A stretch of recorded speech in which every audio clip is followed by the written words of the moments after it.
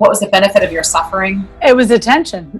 I needed attention. The only attention I had gotten really was the unwanted sexual attention. And that's not the kind of attention I was looking for. But then realized, you know what, really what I'm getting is pity type attention. And I don't want that. I'm good with who I am. I mean, you and the other women in the group were able to say, hey, show me or make me realize that I am good the way I am. The person I am is a good person. There's no reason why I need other people's attention. Why am I acting a certain way to try to get somebody else to appreciate me? You helped me turn that around, because definitely used to be a different person depending on what the other person wanted me to be. It's really freeing. The whole weight is gone. I can just not have to think about, okay, who am I with this person? Yeah, don't ever let anyone tell you there's nothing you can do in any area of life, but with your health, it's your body, and nobody knows your body like you do. You're listening to Cleanse, Heal, Ignite podcast, and I'm your hostess, Diane Kaiser, functional diagnostic nutrition practitioner, former pro soccer player, transformational leader, holistic healer, and life purpose coach, helping you and your business awaken to your full potential. We are a transformation tribe of visionaries empowering passion-quenching, heart-centered advice to wellness warrior leaders on self-love, nutrition, mindset, and divorcing perfectionism. Our mission is to help you laugh your way to a sexy belly, love your way to vitality, and live your life with purpose by sharing real talk and truth drops that will help you cleanse your body, heal your hormones, and ignite your life. Side effects of this podcast may include all-day energy, happy hormones, perfect poops, increased confidence, becoming your own best healer, and catching the self-love virus. There's currently no vaccination to protect you from this and no known cure. In most cases, listeners experience a strong desire to accept new challenges, ditch toxic people, follow their heart, and dance like no one's watching. If you experience moods happier than usual, live it unapologetically and share with your social media friends immediately. Hey, warrior. Do you suffer from multiple sclerosis, or someone that you know, a loved one, anybody who suffers with autoimmune disease or symptoms of it, whether diagnosed or not? This is an episode that will tug at your heart sleeve and give you a tremendous amount of hope, because the woman you're about to meet, Patricia, is a woman who has struggled with MS for the last near 10 years. And her journey of wellness began with illness, a prison sentence, pedestalizing doctors who told her that there was nothing that she could do, that she was destined for a wheelchair. And she needed to take the medications because they weren't sure what was going on, that they didn't have any idea what was going to happen to her, whether that she was going to stay the same or get worse, or how quickly of any of these things would happen. She was told to take a medication. She was sentenced to a wheelchair, and she spent 25% of her life in a wheelchair and was much of the time the only way she can get around in a grocery store. So when Patricia came to me, she was struggling with many different symptoms and illnesses. She had been diagnosed with MS, unresolved emotional traumas. She didn't really fully know herself, and she had many physical symptoms like extreme fatigue, dizziness, vertigo, and digestive problems, food sensitivities, a lot of things that would get triggered constantly, no matter what her best efforts were to change her diet, to exercise more, to try to sleep better, and to stress less. She came to find that all the labs that she had done with doctors indicated that she had MS, but never anybody talked to her about the root causes of why she had it. So when Patricia came to us, she realized that through the work that we did with her, that she was really living up to 50% of her true potential. And in the 3 months that we worked with her, all these things changed, and she found the hope. She started to shine, realizing that now she could live up to a higher standard of living. She's now up to about 75 of her full potential and increasing, and it's improving by the day. She hasn't used a wheelchair for the last 4 months. This entire summer is the first summer that she's ever spent out of her wheelchair completely. You'll hear her journey and talking about her struggle and having the solutions now that she needs to thrive. Her journey is not over, as is many of our journeys, just because we change a couple of things and improve our symptoms. And her desire to improve continues. that Irish in her makes her stubborn, and she wants to get even better with the now hope that she can. So she's today waking up refreshed. She's learning how to eat for her body type because she had tried the MS diet before and it worked for her until it didn't. So what we did in Chi, you'll learn about in this episode. Chi is the program that we support her with, and all clients that come to us from all around the world to truly transform toxins and trauma so they can transcend them and live up to their full potential and fly by first loving yourself. She isn't working as long as hours as she used to. She's really, truly understanding her own self-worth, and she's extremely confident, which is something that she could not say before.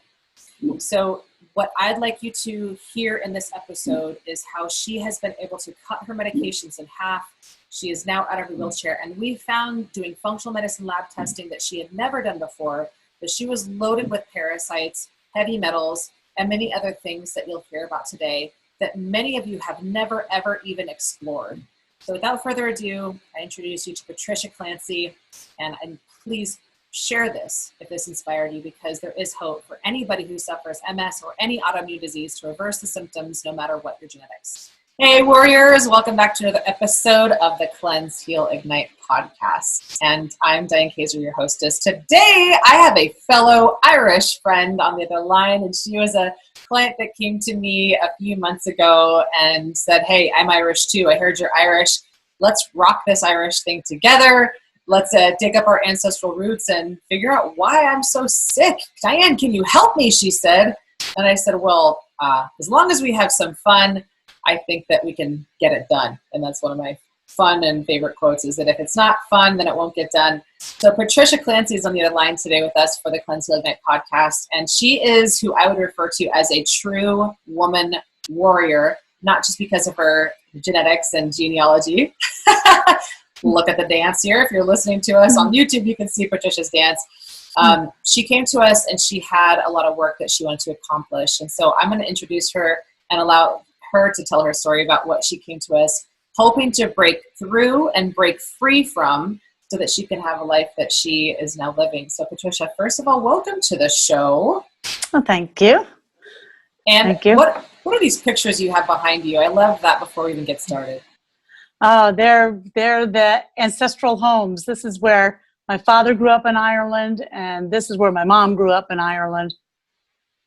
It's so cool because I heard her, if you can hear her accent, she's got a little bit of an Irish accent. When I first talked to her on the phone, I was like, I think you got a little bit of an Irish accent here. So I spent some time in 1999 in Ireland, was there for St. Patrick's Day, and that was very interesting in Dublin. Let's just say I haven't seen that much alcohol probably in my entire years of living in one place.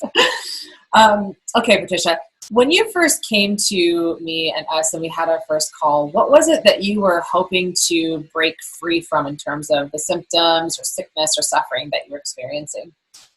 Well, I was diagnosed with MS back in 2013, and I had severe symptoms, and I was hunched over like the number 7 and hopping between my legs to try to walk.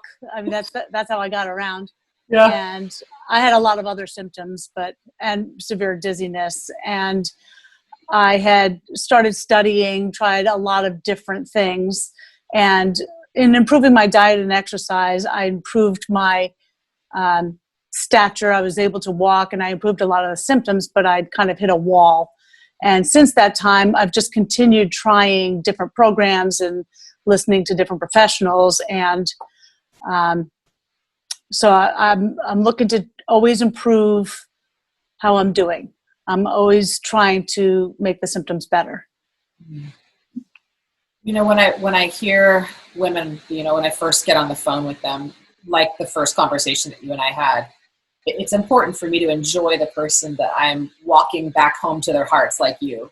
And I can always tell when I first meet someone in the first 5 minutes, if there's someone who really, really wants it, who really wants to get better, who really wants to free themselves, and who is committed to the outcome of, well, now that you feel better and you've gotten rid of some of these symptoms, and maybe even your illness or the prescriptions that you're on or the codependence on, you know, ambulation like wheelchairs or walking devices, I can tell who's really, really committed to that and who wants to hold, and versus someone who wants to hang on to their illness, because you learned through the program that if you have a story about illness that you want to attach to as your identity, you could do all the things in the world, but you're never going to get better, right?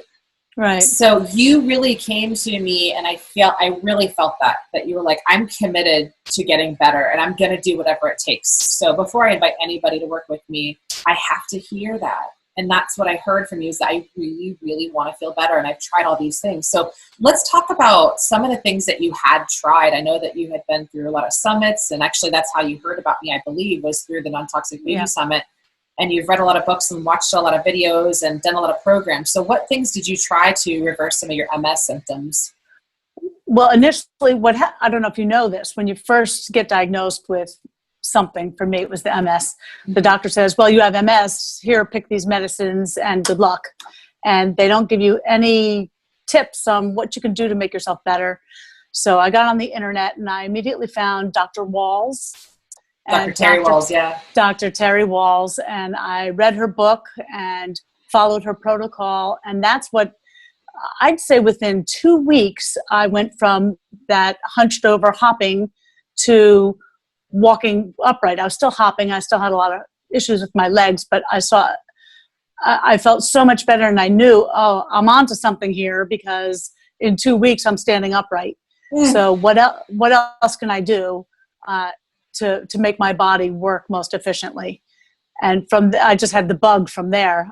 I had other things going on too. Like I could follow her protocol to some degree, but she has you eating meat, and meat was making me sick. So obviously something else was going on, because, I was always a meat and potatoes person, and suddenly I can't eat meat anymore.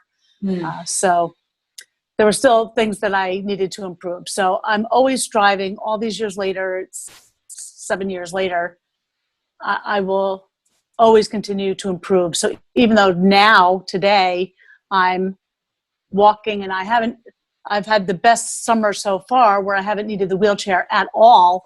And, Yes. Yeah. So, and I'm knocking on wood, but now I have to go the next step. All right. So how can I improve every single thing? I've gotten rid of most of my symptoms. Yeah. So that's amazing. So, and I'm friends with Dr. Terry Walls, and I will be sharing this episode with her and our community, because I don't know good. If you know, thank you, Dr. Walls. Right? I mean, she's amazing, and I love her. She and I have talked a lot about, trauma being a big part of why people suffer from autoimmune disease. And for the listeners, I used to have myself Hashimoto's hypothyroid disease, and it was undiagnosed. And these are things that doctors don't look for. That's 95% plus based on the work of Isabella Wentz. She says that, and actually also Dr. Tom O'Brien, is that the antibodies are what actually creates the thyroid hormone imbalances, not the other way around. And so most doctors don't even check for antibodies to our organs or glands until something is way out of range in our hormones. So we are like you said earlier, we are an upside down model where we don't look for the root causes. We're up at the branches. And I know some of that's what you learned in the program. So working with us and Chi, what are some of the things you learned there? Yeah, interestingly, I hadn't known anything about that trauma being the very first step until I came to your program. So after, through 6 years of trying a lot of different things, I was surprised to hear it. And you know what? I did have a lot of childhood trauma. So you really helped me work through. I had many childhood traumas, and you helped me look at myself and work my way through them. And I've seen a lot of improvement on even non-MS things, even my confidence, and so things like that, which are not necessarily health related, but just improving my life type things that you've helped me through too. And by the way, I can eat meat again now, so you've helped me with that. Yay! So there are many. There were so many benefits to going through your program. Not to mention, making friends, other people who are going through similar things, and being able to support each other. That was really valuable. Seeing others going through the same struggles or similar struggles, or understanding you, because when you have these traumas in your past and other people don't, they don't understand, well, why can't you just let that go or whatever. But it was great having other women to go through it with. Yeah, absolutely. And I don't know how much you'd be willing to share about what kind of trauma that you had and how you worked through some of that, because I think that this is truly the golden ticket for many people. And we call it swallowed anger and suppressed shame, or guilt, unresolved guilt that we hold deep in our tissues.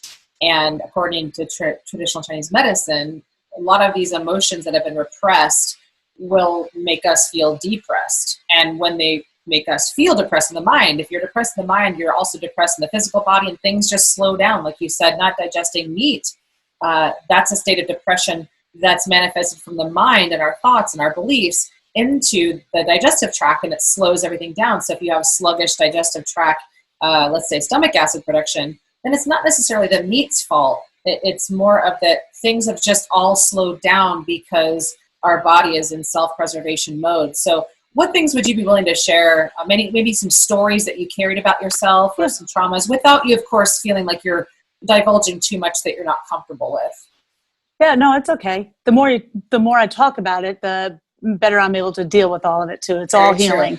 Yep. So when I was little, we had newspaper routes. My siblings and I had newspaper routes, and one of my customers rolled up one day and called me over. He drove by, called me over, and ended up pulling me in the car and started molesting me. And I was 10 years old. And I never told anyone about that incident, but of course I jammed that right down in my gut, and it affected me my whole life. I mean, that was 10 years old was a long time ago for me. And it's only now that I'm really dealing with it and saying, that wasn't my fault. And yeah, I probably should have told somebody about it, but I lived all those years afraid that something was going to happen to me again. So in not dealing with it then, not only did I affect my health, but also my personal life. Like I was having difficulty getting out and socializing. I lived in a bubble a lot. So I didn't go out a lot. I didn't socialize as much as my other siblings did. And then you end up attracting these things to you. So I ended up with bosses who were touchy-feely in multiple jobs. So until I was able to say, no, this isn't acceptable, and able to say, I need to stand up for myself and I need to start dealing with it. It just kept being that way. Mm-hmm. So until you're able to say, I'm not the victim and I won't be a victim, you might continue to draw that upon yourself. So, all better. Yeah, that's no big deal. It's very courageous to share that. It's very freeing, like you said, and when you can free yourself from that load in your mind, it frees yourself from a significant load in your body. And I'm curious, what kind of stories, like what kind of thoughts did you create in your mind that you felt maybe were those big heavy weights that prevented you from being able to walk well, that kept you kind of stuck in your wheelchair? Was there some thoughts that you felt like once they left, or the beliefs about who you thought you were and that what you made based on that trauma, what thoughts did you find that were finally gone that helped you feel free physically? I think part of my issue was being one of 5 children. I needed attention. And then when I finally got the attention from this guy, that scared the you-know-what out of me. Mm-hmm, mm-hmm. And then I struggled between, you're 10 years old, you want to be popular, but you're afraid to be popular because what if someone else is going to molest me?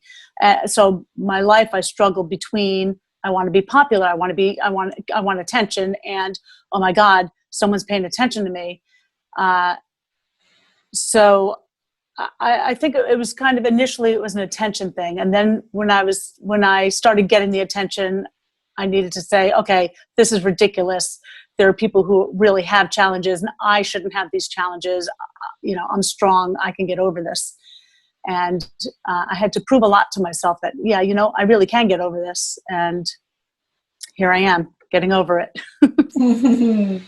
Yes, in a major way. And it was funny when we had our graduation call, you were like, here's all the things. And I went, what? It was just kind of like, here's all the things that I've accomplished and here's where I'm at. And I was like, yeah, Patricia, this is literally what doctors would call, air quotes, a miracle. But what I see and what you've seen and experienced is this is your birthright. No, this is not a miracle. This is, you already are the miracle. So if you already are the miracle, you've been birthed as a miracle, you can create multiple miracles in your life. And that miracle is being able to look at your life as the observer and go, whoa, okay, hold on a second. What are the things that I'm creating or that I have created? And how can I understand them with compassion and move out of them with more passion and create more action in my life based on not judging the thoughts, not hating the person or the story or who you think you are, but coming at it with love and shining love all over it and going, okay, I can understand I was a child and I would have made that up. I can totally see all of this and all I need is attention. I have needs and that's okay. And so it was like the paradox there was that in a hot masterpiece, because you're a hot mess and a masterpiece at the same time, is that you said, the real threat of this is that I really wanted more attention, to be seen, to be loved, to be cherished. And the moment I got attention, it was sexual, it was dark, it was deceptive, it was molestive, and oh gosh. Shameful. Very shameful.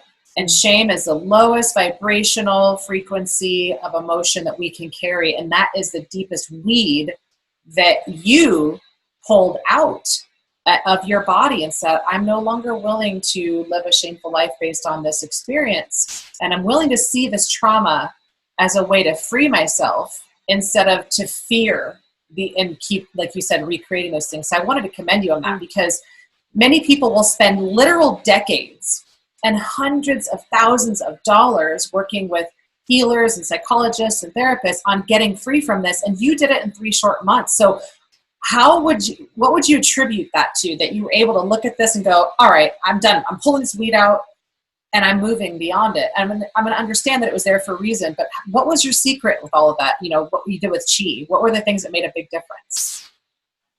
Again, the team support. And you challenged me a lot. Like I would say something, I would give an excuse, and you would say, no, you are full of it. So what are you really thinking, or why are you really doing that? You're getting something out of it. And you challenged me a lot to really say, okay, yeah, you're right. I'm getting attention out of this, and I'm ready to let that go. Yeah. And that's beautiful. So it's willing to be challenged and say, unless I understand that there's a benefit to carrying this victim story, I will never let go. And there was a benefit to having, carrying a story. Did you ever find out what that benefit was to you? Like, what was the benefit of your suffering? What was the need that was helping you fulfill? It was attention. I needed attention. It was, I never felt I was the center of attention before, and then I was, and now I'm like, okay, I don't need that. Right.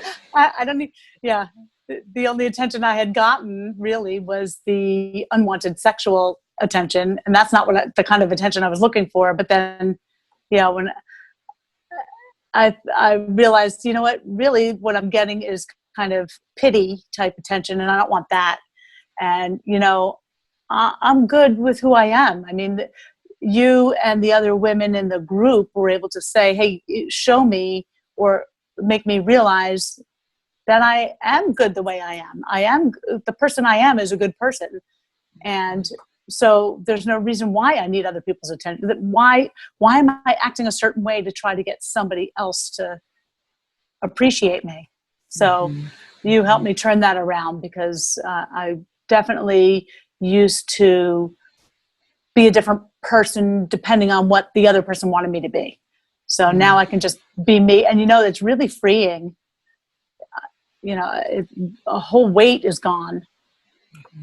because I can just not have to think about, okay, who am I with this person? I can just be me. Yeah. So you're saying that, having the wheelchair, having attentions from the doctors, getting that gave you attention through pity. And that's why you had maybe even created possibly the disease and the symptoms, because you wanted attention and it came in the form of pity. I think, yeah. Well, I don't know that I wanted the pity. I wanted the attention, but at the time I didn't realize there are different types of attention. Right. Right. I mostly wanted to be liked, but not sexually in a weird way. I'm not really sure how to say that, but yeah, no, but go ahead. No, that's okay. Go ahead. It's a new level of respect that you now get attention in a different way. So I'd like to start ending by looking into, the things that now, where are you now? You have shifted in your career. You are getting a different kind of attention. So what has changed for you? What symptoms dropped? What did you lose? Did you lose weight? You just said you lost the weight of that story. So what else? Yeah. Well, I'm starting now after going through the lab work with you and hearing surprising results and changing my diet based on my labs. I am actually taking off physical weight that I've struggled with through this whole thing. And again, as I said, I'm walking. I'm not really having the trouble. I haven't needed the wheelchair yet this summer, which is amazing. In fact, here I'm at work right now. There's my scooter. I don't know if you can see it. Yeah. But I keep forgetting to charge it because it sits there, and I don't need it. There's so many things that have changed. I feel more confident and I can see a change in how people are reacting to me and how they're interacting with me. I can see like other department heads that they're treating me differently. So, which then contributes to more confidence and kind of snowballs. Yeah, in a good way. Yeah, it's the feedback loop, and the feedback loop from what you're getting from them is that you're feeding your mind differently about who you believe you are, and so your feedback loops feeds their respect for you in that same energetic frequency, and so you've really mastered that in such a short time. And when you can see that it's working, you want to keep doing more of the same. Yeah. So I've got that Irish determination. The stubbornness of the Irish. Yes. Yeah.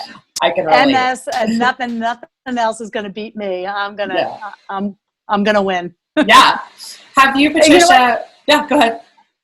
I think I like to look at all of them, all things that happen in life as challenges, and it's how can I beat this particular challenge? You've helped me come a long way. There's been significant improvement in my physical health, mental health, emotional health since I went through your program. So Patricia, you've had an amazing transformation, and you guys heard in the very beginning of the show many of the things I talked about that we had worked with Patricia on, the labs and the supplements and everything. So Patricia, in closing here, what would you say to those people out there who have autoimmune disease and who have been told by their doctor that there's nothing that you can do except for take these medications and you're stuck in a wheelchair for life, just like the sentence that they had given you, that prison sentence that they told you that there was nothing you can do? Yeah, don't ever let anyone tell you there's nothing you can do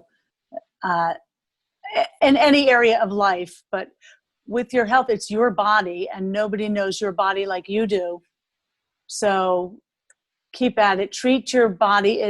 It requires natural things. It requires natural food. Give it what it needs to grow, just like you would give a plant what it needs to grow. Give it the right things. Give it the right foods. Your mind, give it the right things. Give your emotions the right things, and focus on you and making yourself better, because you're a gift to the world, and you'll be a better gift to the world if you're a better gift to yourself. So that's amazing. Take care of yourself. Yeah. That's true self-love, is when you give yourself the love that you need, like a plant requires nutrients. then you're able to be a much bigger tree, which is why we call the program the Chi of Life. And you were one of our most recent graduates. And Patricia, I can't thank you enough for giving yourself that love, because now you're more loving for the rest of the world, but starting with yourself. Well, thank you for giving me the tools to help me improve. Absolutely. It's my pleasure. It's my soul goal. And that's what we hope to inspire you with in this show, is what your soul goal is, what your purpose is in life, what your passion is to do and share with the world, so that the world can get the best from and of you. Thanks for being here today, warriors. We'll see you in the next episode. If this inspired you, share, because Patricia's is a huge miracle, and we hope for more to come. Take care. Thanks for tuning in to today's show. If this episode really tugged at your soul and you're ready to have your personal breakthrough, we would love to have a heart-to-heart with you to get you crystal clear on 3 things. What do you want? What's standing in your way? And how do we get you to your soul goal in the fastest time possible? Visit my site, dianekaiser.com/call to schedule your free 1-hour connection session with one of our warriors to map out exactly how you want to look, feel, and live. We've helped thousands of women warriors just like you all around the world free themselves from the symptoms and suffering they never thought possible. And you just might be our next success story. Talk soon.